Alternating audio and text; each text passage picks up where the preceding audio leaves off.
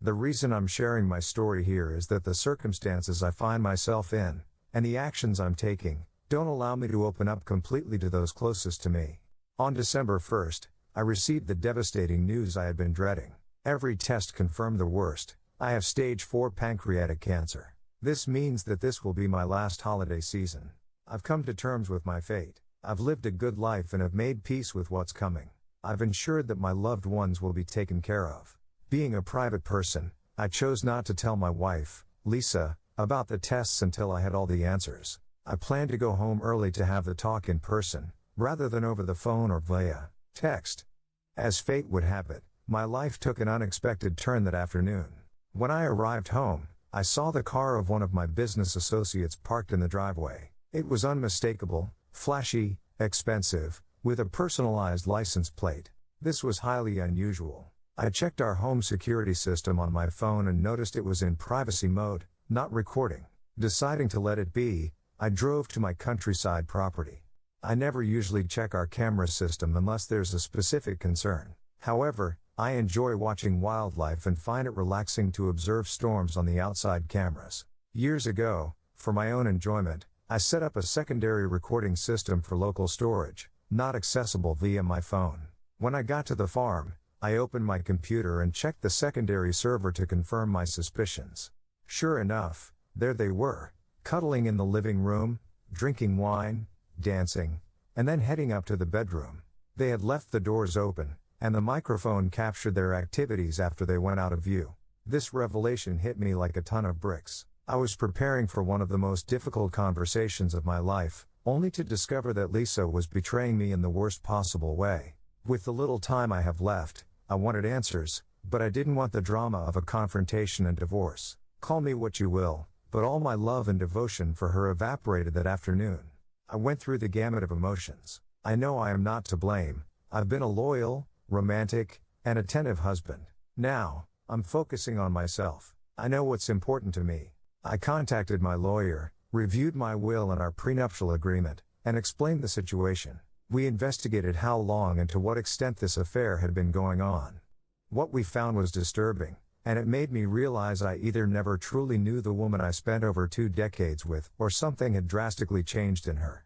At this point, I'm not planning to tell my children, Lisa and I never had kids together, or Lisa about what I know. I'm going to put on a brave face and get through the holidays. I want to give my children and grandchildren one last holiday memory with me. I will be the doting father and grandfather and try to act the part of a devoted husband. To answer some obvious questions, her affair partner is a widower and not remarried. He is a business associate but not a friend. I don't mix business with friends. I never married the mother of my twins, Anna. It was her choice, and I agreed that it was the right decision at the time. My children's mother, Anna, married a wonderful man named Mark when the kids were 7. Anna and Mark never had children of their own.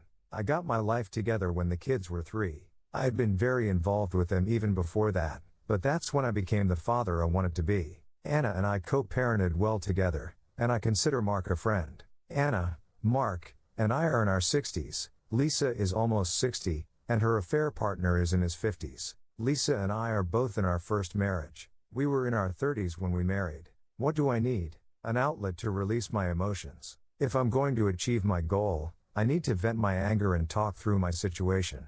What better outlet than the anonymity of the internet? I'm at peace with how and when my life will end. This whole mess just adds an ugly layer to what should have been my final months of tranquility. I never imagined Lisa would betray me like this, especially now. The thought of confronting her is unbearable. I don't need that kind of stress with my time so limited. So, I'll keep up the facade, at least until the holidays are over. Then, maybe I'll decide how to deal with her and this sordid affair. First, I want to express my heartfelt gratitude for all your support. It has truly been a comfort during this challenging time. Your comments have given me a lot to ponder. To provide more context, Laura and I were quite young when we had the twins. They were unexpected but always loved. Now, the twins are in their 40s, and the grandkids are all teenagers or older. Christmas is a significant tradition for us, lasting an entire week. We spend the time from Christmas through New Year's at the farm. Once everyone arrives, we cut down a tree, decorate it together, cook, play games, and celebrate as a family. Laura and Steve have been part of this tradition since I bought the farm. I remain committed to not revealing anything until after the new year. If I told Laura, she wouldn't be able to keep it to herself, and I don't want to put Steve in a position where he has to lie to his wife. I want the kids and grandkids to enjoy the week without any added stress. Lisa's presence this week will be a minor detail in the grand scheme of things. Honestly, my focus is on the rest of the family far more than on her. Regarding finances, things are quite interesting. Lisa and I met and married after we were both well established in our careers and finances. She had a great job with a substantial pension and 2 inheritances held in trust. Early in our marriage, we agreed to keep our financial details private, her insistence. We also have a prenup stipulating that any property or trust established before our marriage and any income from those sources aren't considered marital property, again at her insistence. I have provided both our homes, paid the utilities, and covered travel, food, and fuel costs. Essentially, I support her entirely. Her income and wealth are spent on herself. She bought her car, clothes, personal travel, and even cosmetic surgery. She presents herself as wonderful on the outside, but recent events have revealed her true nature. A few days after my diagnosis, I announced my retirement from the nonprofit organization I worked for. Knowing what I know now, I noticed that Lisa seemed a bit uncomfortable, likely because I'll be around more often. Tomorrow is my last day of work, and I plan to focus on spending time with the family. I gave the camera server information to my lawyer and granted him access. So, I don't know if Lisa and her affair partner have been meeting again, but I assume they have. At this point, I don't care. I know my worth, and her affair partner is a significant step down. While he may seem flashy, I prefer a low-key lifestyle. I drive a 15-year-old pickup truck and wear jeans, t-shirts, and coveralls in the winter. I also know that her affair partner doesn't have the wealth she thinks he does. How do I know? Because the trust has invested in his business, and I receive quarterly financial statements. This revelation about Lisa has added an extra layer of bitterness to what should be my final peaceful months. I never imagined she would betray me like this, especially now. The thought of confronting her is unbearable, and I don't need that kind of stress with my limited time. So, I'll keep up the facade, at least until the holidays are over. Then, I might decide how to handle her and this sordid affair. For now, I need this outlet to vent my anger and process my situation. I don't disclose my wealth to anyone. That information stays between my accountants and me. Suffice it to say, the trust has been growing for 30 years. I live modestly, and there is enough to ensure my great-great-grandchildren can enjoy the farm and have their education paid for. Once Lisa realizes what she's lost, that will be her reckoning. I just won't be around to see it. December has been a whirlwind. We've been busy with our usual social rounds these last few weekends. Lisa's affair partner attended one of the parties. It was hard not to keep an eye on Lisa and him. I don't think they noticed. With everything so busy and wrapping up my job, it's been easier to keep it together. Lisa hasn't shown any signs that she knows I'm aware of her betrayal. I'm not proud of it, but I still sleep in the same bed as her. Lately, I've been using her selfishly, feeling like I'm using her, but she has been using me for the better part of this year. I'm not as honorable as many of you have made me out to be, and I hate this small amount of deceit. Rest assured, Lisa won't get everything. The trust is in excellent hands, and I have detailed instructions on how it should be managed. Thanks to your comments, I've made plans in case my health deteriorates faster than I expect or if I pass unexpectedly. I've also arranged for in-home care when it's needed. Lisa will not be my caregiver. If I become incapacitated, my lawyer will inform Laura, Steve, and the kids. Lisa will be kept away from me. All important papers, valuables, and other significant items have been moved to a safe location.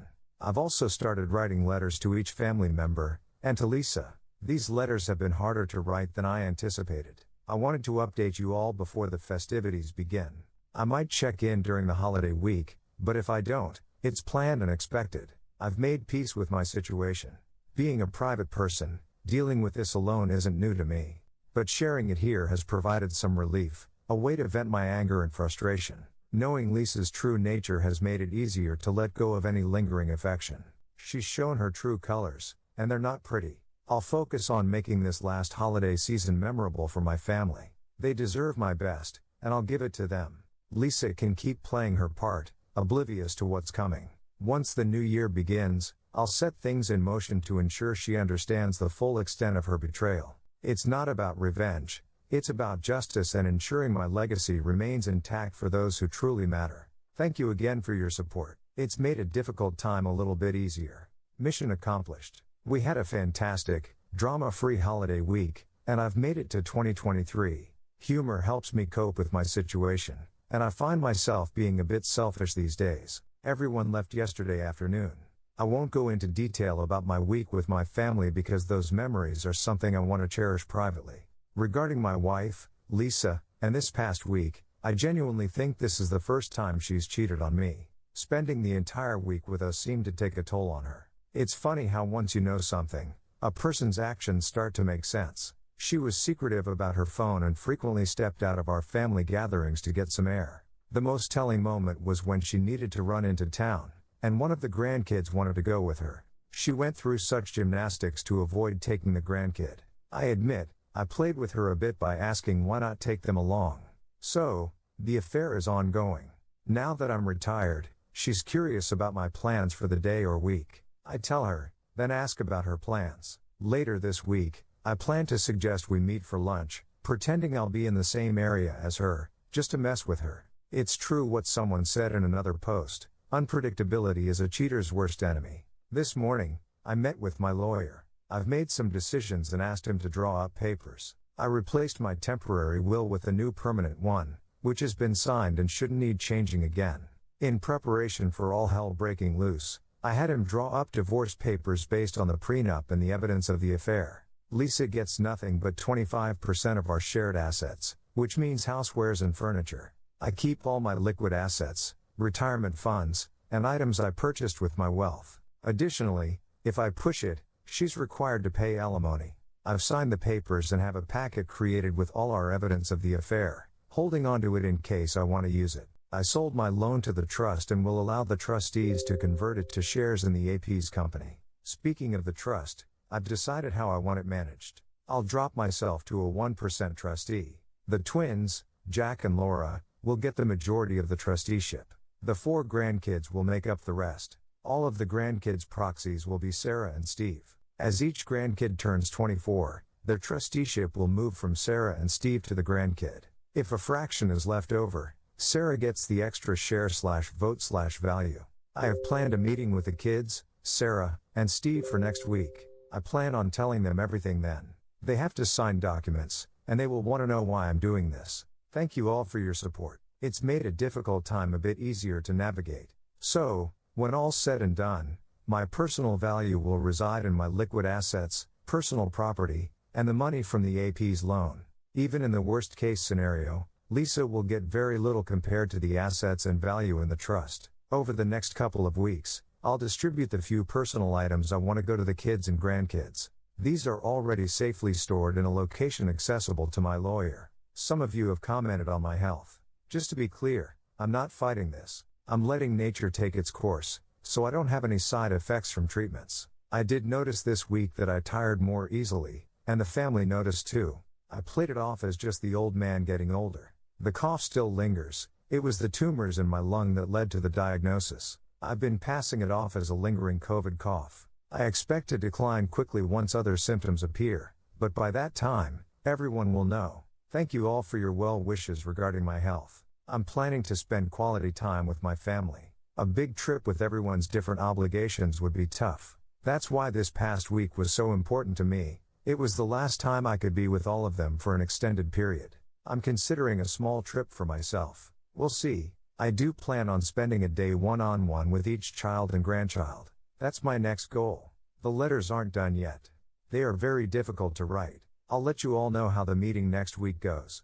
Best wishes to you all. I had my lawyer, a notary, the twins Emily and Tyler, and Samantha and Brian at my farm today. The tasks I needed to be done were completed. This process has gone as well as it could have, given the circumstances. Understandably, the family is hurt and angry. When everyone arrived and saw my lawyer and the notary, the tension in the room was palpable. I asked them to just sit and listen to me, and after I finished, they were to sign the papers. After signing the documents, I would answer all their questions. They all know about the trust. I explained that it was time for me to relinquish control of it. I explained how important the trust was in my life, why I started it, and how it was separate from my marriage to Lisa by mutual decision. I also left instructions on how I wanted them to manage and utilize the trust. We explained that the trust would be split between the twins and the grandchildren, with Emily and Tyler holding equal proxy votes for the grandkids until they reached the age of 25. Their trust in me was evident as they signed the documents and got them notarized. After that, copies were collated, and I dismissed my lawyer and the notary. I saw them out and thanked them for coming out on a Sunday. They were both gracious as always. When I returned to the dining room, which was serving as a conference room, they were all quiet. My daughter broke the silence with the first question. It was a multi-part question or a stream of consciousness. As soon as she stopped, I started with my health. I explained my diagnosis. I listened to them making plans on how we were going to fight this. This is where I stopped them. I explained the odds. I told them I had already gotten a second opinion. Then I told them what you all already know. I am not going to seek treatment. I am going to let nature take its course. We spent the next hour to an hour and a half arguing. My daughter left the room a few times. Emily had to go get her. While they were gone, Tyler, my son, and I had a heart-to-heart. They understand where I'm coming from. They might not agree, but they understand. The consensus is that Emily and my daughter will come around. After things calmed down, I knew the next question was coming. When did I find out? I told them. Another round of anger and sadness ensued. I explained that I wanted one more holiday week where I was not seen as a dead man walking. I was selfish. I wanted this diagnosis to come out after the holidays. I didn't want it to taint their holidays for the rest of their lives. Sensing there was still more, my daughter went all detective on me. She was not going to leave the room until everything was out. She asked how on earth Lisa didn't tell her. That's when I dropped the last bomb. I told them exactly the same account of events that I did in my first post. The reaction was intense. They were shocked and furious, not just at Lisa but at the situation itself. The betrayal was a lot for them to process. I told them I had kept it to myself because I didn't want to ruin the holiday week. I wanted them to have one last good memory with me. They struggled with the weight of the information, and the room was filled with a mix of emotions. Eventually, they began to understand the reasons behind my decisions, even if they didn't agree with all of them. The conversation shifted to how we would move forward. I reassured them that the trust was in good hands and that their futures were secure. I emphasized the importance of cherishing the time we had left together. By the end of the day, although emotions were still running high, there was a sense of resolution. They knew the truth, and we had a plan. I felt a mixture of relief and sadness, but also a sense of peace knowing I had done what I needed to do. Thank you all for your support. It has made navigating this difficult time a bit easier. That is the first time I truly saw the fire of anger in my daughter's eyes. I then told them that, to this day, Lisa does not know I know. I answered the same questions and plots that you all suggested, so I guess you all prepped me well. Ultimately, I told them I valued them way more than Lisa. For me, I just want to spend the rest of my days in peace, not worrying about Lisa. I had to explain my actions during the holiday week. They also pieced together her steps outside for air and the trip into town where she did not want to bring the grandkid.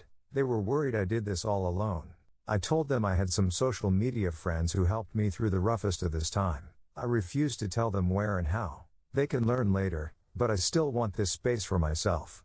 The emotions were really raw, and we have been talking off and on as a group for a few hours, but I told them I needed to go back and talk about the trust. They understand that the trust will be very helpful in not allowing Lisa to obtain my hard-earned wealth, that it protects them, and that is why she is not part of this meeting. With that said, I then needed to share the financials of the trust. I am pretty sure they all saw the trust as a tax dodge or just a way to protect assets in a marriage where the kids are from another woman. They were not prepared for me to share the finances. As I started to go through the assets and the balance sheets, the room fell silent. Then there was one question: why did you work so hard all those years when you had this much? I explained my philosophy of personal finance, something they have heard many times before and take to heart. But I told them that I lived off the trust all these years. I put them through college with that trust. I made time in my life for them with that trust. And I was able to work for a non-profit basically for free because of that trust. If there is any example I want to leave for them and their children, it is to use this trust to do better for others. Not just to write a check for a charity here and there, but to work for something they believe in. In my years with this non-profit, I have done so much more in training others and building relationships than just writing a check could ever do. I am not happy that today, everyone's lives at that table changed in so many ways, good and bad, because of me. It was not the way I wanted it to happen. But it is done. They know all of it. I have begged and pleaded that they let me deal with Lisa. Not to talk about the trust with anyone. We will continue as is for now. When I get sicker, then things will change. They all have agreed. We spent the next few hours making a meal, talking, crying, laughing, and breaking into smaller groups. They all left about an hour ago. But I expect the twins to come back. I know they will let their spouses in on what is going on. That is just the way they are. And I love my two in-law children very much. I knew that last night was my last quiet night. I feel a weight lifted but replaced with another weight of worry. Thank you all for reading. Your thoughts and prayers are so valuable to me. Again, tell your loved ones how you feel and give them a hug. Just got hit with an unexpected visit from one of my wife's pals. She goes by Carol, and she's around the same age as my wife, who we'll call Sarah now. They had a wild night out last week at Carol's place. Sarah stumbled back home hammered. Thank God she had the sense to use a ride share. The funny thing is, Carol and Sarah go way back, and Sarah conveniently forgot that I introduced them ages ago. Small world, right? It turns out that Carol's folks were tight with mine. Now, I reckon my own quirks might have played a part in Sarah's recent mood swings. During their girls' night last week, Sarah hit a breaking point. She spilled her guts to Carol, blabbing about her little fling. Carol tried to shut her up, but Sarah kept yapping, defending herself, and spilling more beans than a clumsy chef. The next day, Carol hit up Sarah, who played dumb like she drew a blank on the whole thing. Carol laid it out, and Sarah denied it all, calling Carol confused. Carol, bless her heart, wasn't buying it and gave Sarah a week to come clean, or she'd spill the beans herself. And that's how I ended up having coffee with Carol. Carol thought I'd be crushed, but surprise, surprise, I was already in the loop. I asked her who else heard Sarah's confession, and it turns out it was just the two of them.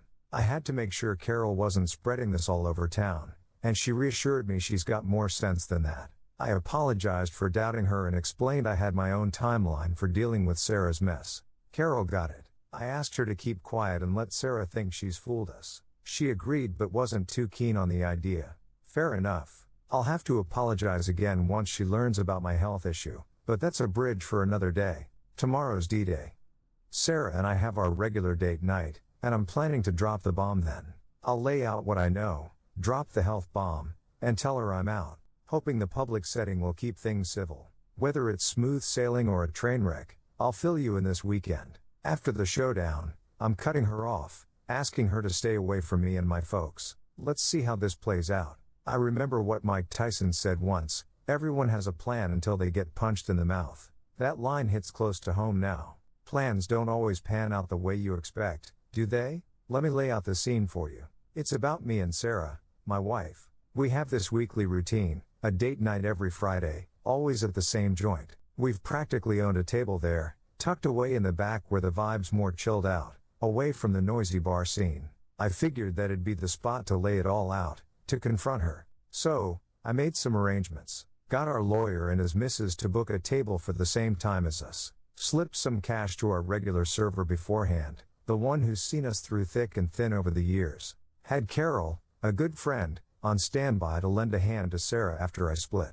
The plan? Wrap up dinner, have a heart-to-heart about our marriage, record it for good measure, then drop the bomb on her, spill about what I know, drop the D word, and hand her a letter telling her to stay clear of me and my kinfolk, along with a briefcase of evidence and divorce papers.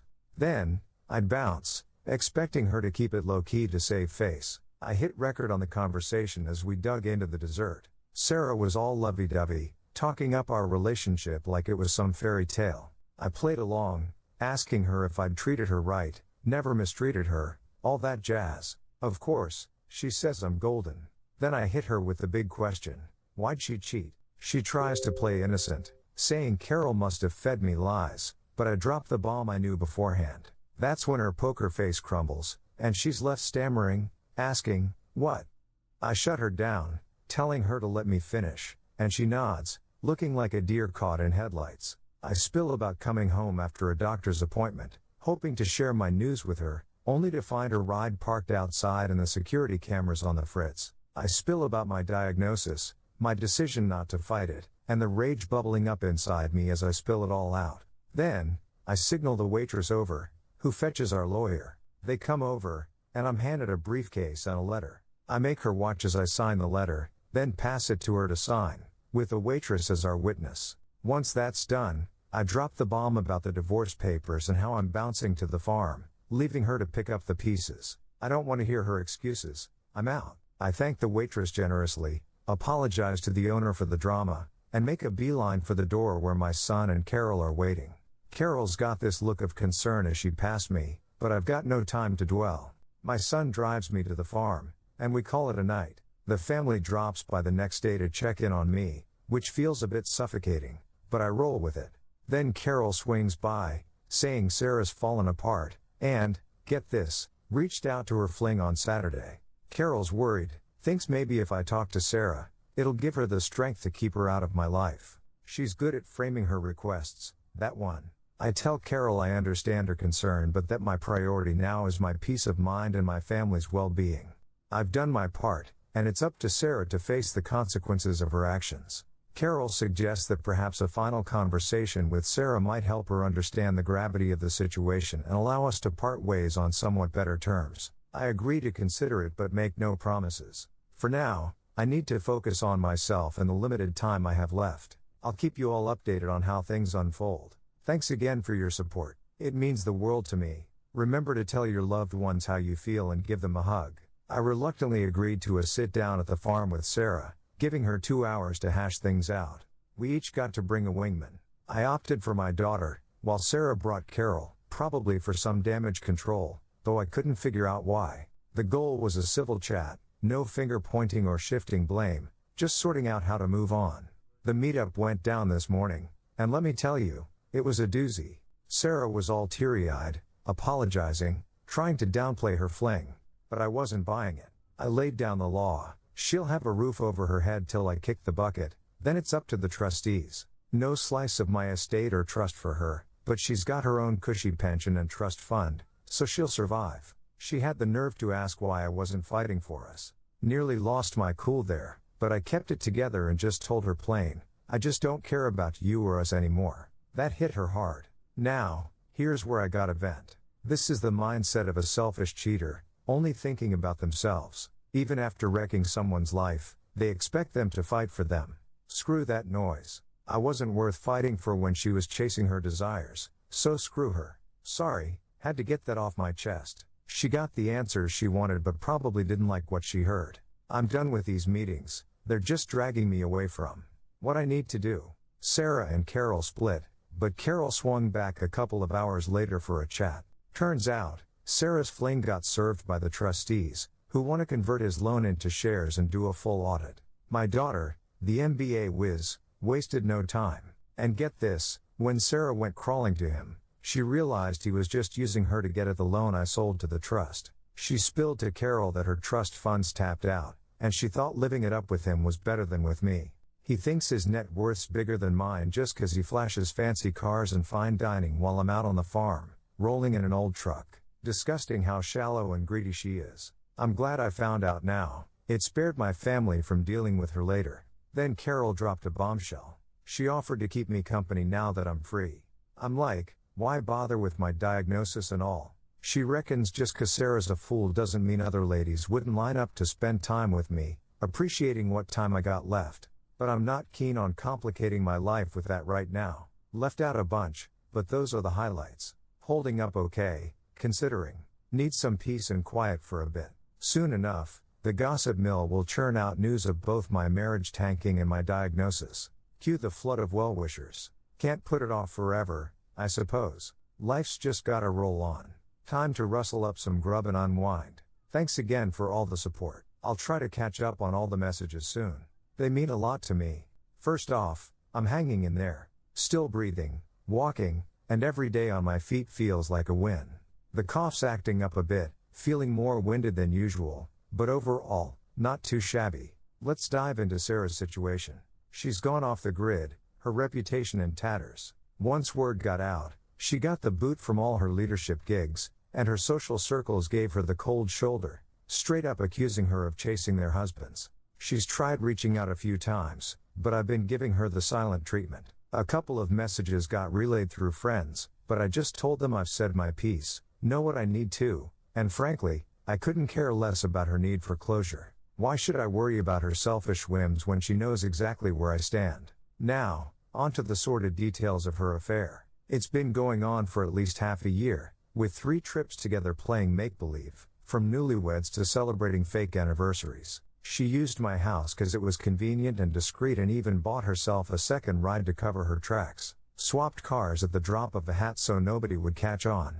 Her actions speak louder than words, solidifying my feelings about the whole mess. No regrets about how I handled things. It seems Sarah spilled her guts to Carol after the heat turned up on her. When news of my sale of her fling's loan hit, he started backing off. The pressure got to her, so she drowned her sorrows and let it all out. Typical. Turns out, her fling had ulterior motives all along. Doesn't make Sarah any less pathetic, though. He wanted her help with his loan, and she wanted a taste of the high life. Ugly people attracting each other, ain't it a trip?